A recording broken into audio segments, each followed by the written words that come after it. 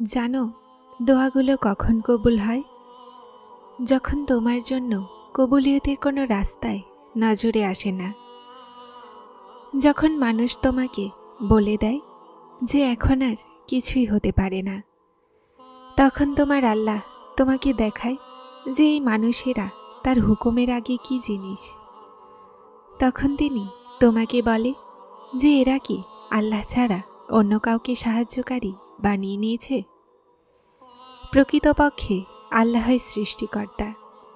উনি মৃতদেরকে জীবন্ত করবেন, আর তিনি সর্ববিষয়ে সর্বশক্তিমান। তারপর আল্লাহ রাব্বুল আলামিন বলেন, আমি সর্ববিষয়ে সর্বশক্তিমান। খাস হৃদয়ে বের হওয়া দোয়াগুলো আসমানকে ভেদ করে খালিক পর্যন্ত পৌঁছে যায়, আর তারপর শুধুমাত্র খালিক পর্যন্ত পৌঁছানোর অপেক্ষা থাকে। তারপর অসম্ভব সম্ভব হয়ে যায়, তারপর মজেজা হয় সবরের।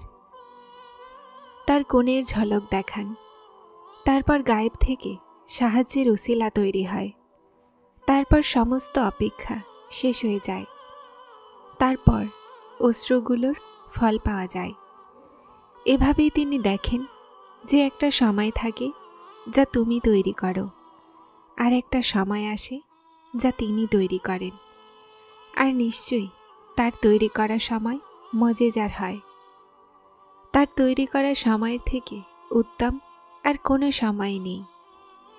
তাহলে তারপর তুমি তার কুদরতের ওপরে প্রশ্ন কেন তোলো?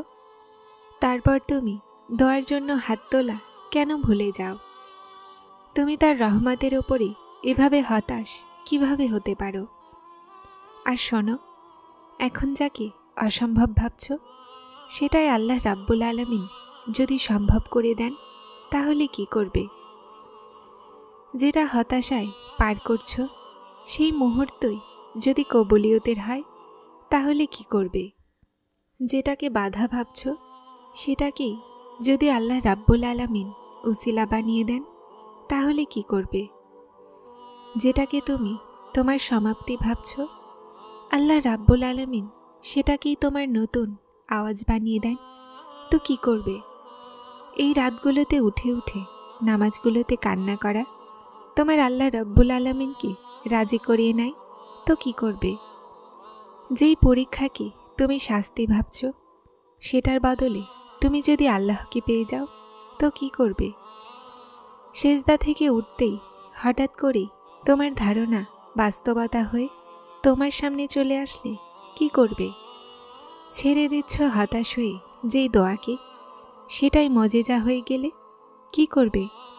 আর তুমি তো ভাগ্যবান যে তিনি তোমাকে তৌফিকে দোয়ার জন্য বেছে নিয়েছেন, কেননা তিনি তৌফিক তখনই দেন যখন দোয়াগুলোর কবুলিয়তের কথা ভেবে রাখেন।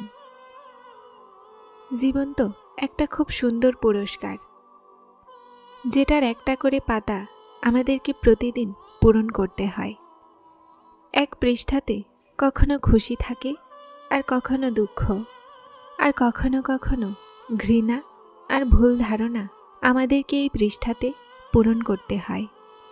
আর আমরা গাফিলতিতে কোনো জায়গা ফাঁকাই রেখে দিই, সেই জায়গা যেখানে আমাদের খুশির জবাবে শুকরিয়া লিখতে হতো, যেখানে আমাদেরকে কষ্টের জায়গায় সবর করতে হতো, আমরা সেখানে কিছুই করি না। অনেক ভুল যেখানে হয়, যখন আমরা জায়গা খালি না ছেড়ে নিজের মর্জির জবাব লিখে দেই, আর আমাদের অনুভবও হয় না। সেই অনুভূতি যা আমাদের ভেতরে গুমড়ে গুমড়ে মরছে। সম্পর্ক ভাঙার সময় অনুভূতি হওয়া যায়, কিন্তু সেটা আমাদের কাছে থাকেই না। আমাদের কাউকে দুঃখ দেওয়ার সময় অনুভূতি থাকা যায়, কারো খুশির মান রাখার জন্য অনুভূতি চাই, কিন্তু সেটা আমাদের কাছে থাকেই না। আর আমরা এতটুকু জানতে পারি না যে অন্য কারো নিয়ামত আমাদের মনকে ভরাতে পারবে না।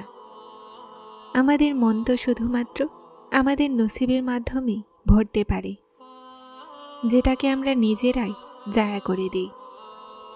আমাদের এখন থেমে যাওয়া উচিত, জীবনের ওপরে অভিমান করছো? কে জানে কখন কি হবে? নিজের পৃষ্ঠাকে প্রতিদিন ভালোভাবে ভরানো উচিত, কেননা কোনো পৃষ্ঠায় আর দ্বিতীয়বার ফিরে আসবে না। আমাদের কোনো ভুলই অতীতের পাতা থেকে মোছা যাবে না। এখন আমাদের সামলে নেওয়া উচিত, কেননা এটাতেই আমাদের আর আমাদের আশেপাশের মানুষের জন্য কল্যাণ আছে। উনি চাইতেন তো আমাদের কপালে লিখে দিতে পারতেন যে এই ব্যক্তি ভালো, এই ব্যক্তি খারাপ। কিন্তু জানো তিনি এমন কেন করেন না? কেননা তিনি কাউকেই ভালো অথবা খারাপ বানান না। উনি এটার ফয়সালা আমাদের উপরে ছেড়ে দেন, আর তারপর প্রতিদিন আমাদেরকে তওবার সুযোগ দেন। রোজ আমাদেরকে একটা নতুন সুযোগ দেন, কেননা তিনি জানেন কেউই সবসময় একরকম থাকে না। এজন্য তিনি দুনিয়ার নজরে আমাদেরকে দেখেন না। উনি এটা দেখেন না যে কে খারাপ কে ভালো। উনি তো শুধুমাত্র এটা দেখেন যে এটা আমার বান্দা আর আমার দিকে আসছে। জীবন থেকে একটা শিক্ষা আমি এমনও পেয়েছি যে যখন আমরা সমস্যাকে আল্লাহর সোপর্দ করে দিই, সেই রব এমন এমন জায়গা থেকে দান করেন যে মানুষ অবাক হয়ে ভাবে যে ইয়া আল্লাহ, আমার সবরের এত ভালো ফল। আমরা এটা ভাবতে লেগে যাই যে খারাপ করলো তার সাথে কিছুই হলো না। এটা দেখি না যে আল্লাহ আমাদেরকে দুনিয়াতে কি কি দিচ্ছে সেটার বদলে। আর যেখানে কথা কর্মফলের, তো সেটা আল্লাহ ভালো জানেন যে কখন কাকে কি শিক্ষা দিতে হবে। শুধুমাত্র একবার মন বড় করে আল্লাহর ওপরে ছেড়ে দিয়ে দেখুন, সেই আল্লাহ আপনাকে কখনোই হতাশ হতে দিবেন না। যখন মানুষ আল্লাহর দিকে পা বাড়ায়, তো আল্লাহ এর চেয়ে দ্বিগুণ দ্রুত তার দিকে এগিয়ে যায়। তারপর আস্তে আস্তে মনের অবস্থা বদলাতে লাগে, কষ্ট শান্তিতে বদলাতে লাগে, অজানা শান্তি রুহে নামতে লাগে। ধীরে ধীরে আল্লাহর উদ্দেশ্য আর হিকমত বুঝে আসতে শুরু করে। জীবন পুনরায় অনুভব হতে লাগে। তারপর আরশ সাজানো যায়, সবরের ফলের পুরস্কার তৈরি করা হয়। তারপর ফেরেশতারাও প্রশ্ন করে যে আল্লাহ, এই প্রস্তুতি কিসের? কোন মেহমান আসছে? তো বলা হয়, আজ আমার বান্দা অনেক বছরের ক্লান্তির পরে আমার কাছে ক্ষমা চাওয়ার জন্য আসছে। তারপর তিনি আমাদের জন্য অপেক্ষা করতে লাগেন। তারপর যখন সিজদা করি, তো সমস্ত দুঃখ দূর করে দেয়া হয় আর সমস্ত নিয়ামত দান করা হয়। যারা চ্যানেলটিতে নতুন এসেছেন তারা সাবস্ক্রাইব করে হেদায়েতের সাথে থাকুন। আসসালামু আলাইকুম।